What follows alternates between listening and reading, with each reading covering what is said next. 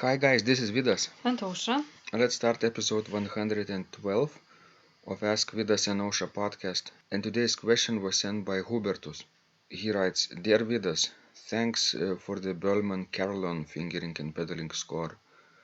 One question please. What means the O and the O in the pedal part? Is it the heel position? I've never seen this. Awaiting your comments. I thank you. Please tell me how to use the both feet in the first two measures. Thanks, Hubertus. P.S. Just ordered the memorization instructions for hopefully better approach. So, Osha, have you seen my score of Bellman's Carillon? Yes, I have seen it.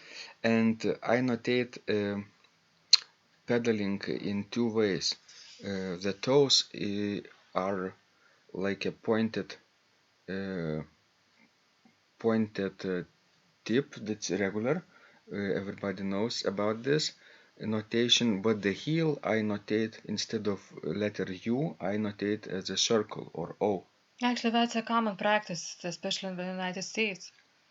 So whoever have some American scores, I'm sure we have noticed such a type of pedaling.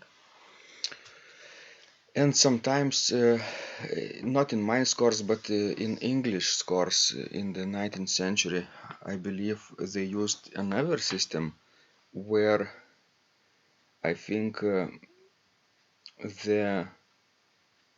the pedalings were marked above the notes, even the left foot pedals. Yes, but that must be very uncomfortable. Quite confusing. Yes. Because then they would write L for left, R for right, and then you have to figure out sometimes heel, sometimes toe. I guess back in those days it was common for organists in England. Could be. I don't think, that English organ music was so much pedal virtuoso. True. Maybe we don't have much pedaling. But I've seen English edition of the Mendelssohn organ I works. see. That's another story. Yeah, it's confusing. So now we use a more comfortable system, but heels could be used interchangeably, letter U or a circle. That's right. Or O. And if the letter U, O, and letter O is above the staff, that means you have to press that note with your right heel. And if it's below the line, it means the left heel. And how do you usually notate your heels? O or letter U? I usually use letter U. Would it be confusing for you to see O? No, instead of it U? wouldn't be confusing. Mm-hmm. The reason I chose to use letter O for the Carillon by Bellman is that when I do this sometimes on the computer, is that letter U, if it's not a capital but small letter U, it has um, a curious like a tail to the letter, and it's not the exact sign of heel, right? In heel we use capital letter U. Yes, I know what you mean.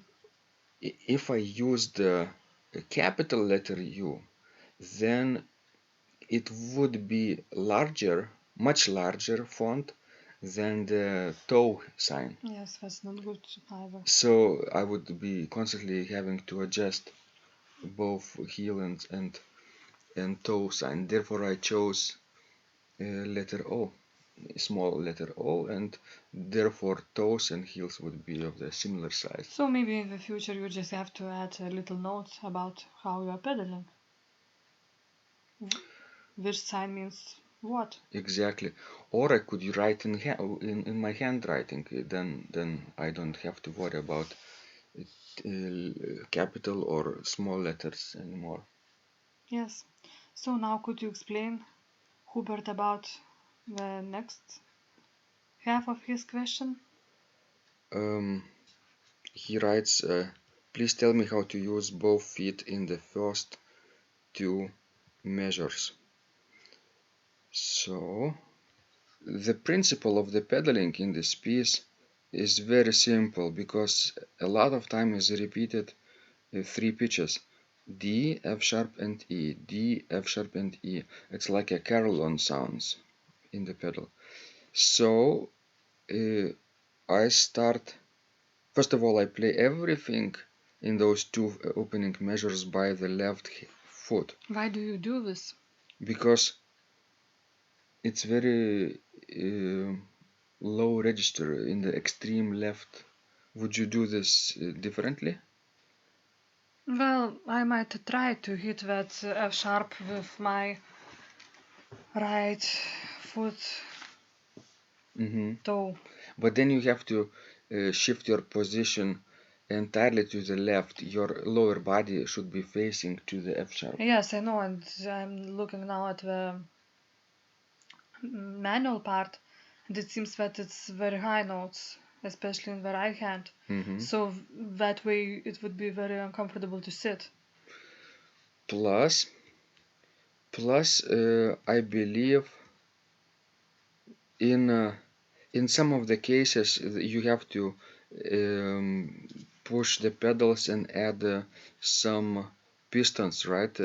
If you use or swell pedals, so there it's better to reserve the right foot for that, I guess, especially later.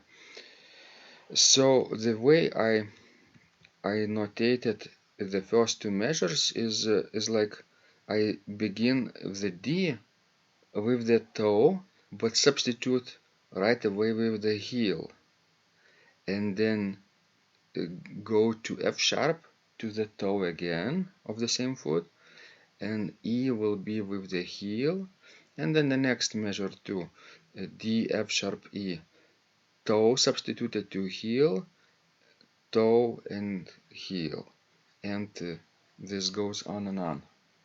Yes. Is it not hard for you to play the same figure over and over again with the same pedaling? You have to get used to this. Of course, it's a fast tempo, allegro giocoso. What does it mean, giocoso? Jokingly? Or playfully, Playfully, yeah. joyfully? So basically, it's a joyful tempo and brisk pace. Um, therefore, yes, you have to get used to this low bass But line. I believe it might be hard to substitute in such a fast tempo, don't you think so? On that D, toe to heel. I thought about that, but what else could you do if you cannot use the right foot? You see?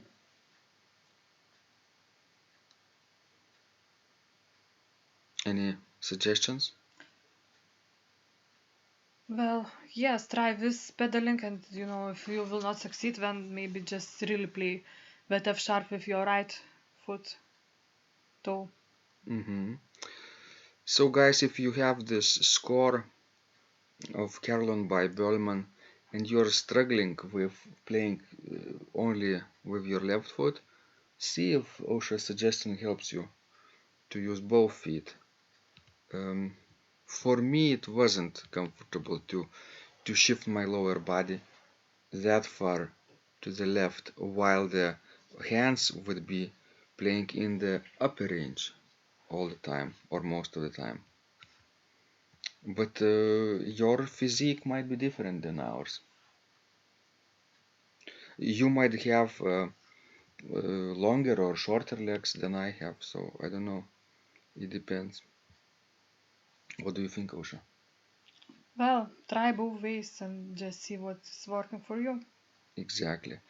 And please send us more of your questions. We love helping you grow. And remember, when you practice, Miracles happen.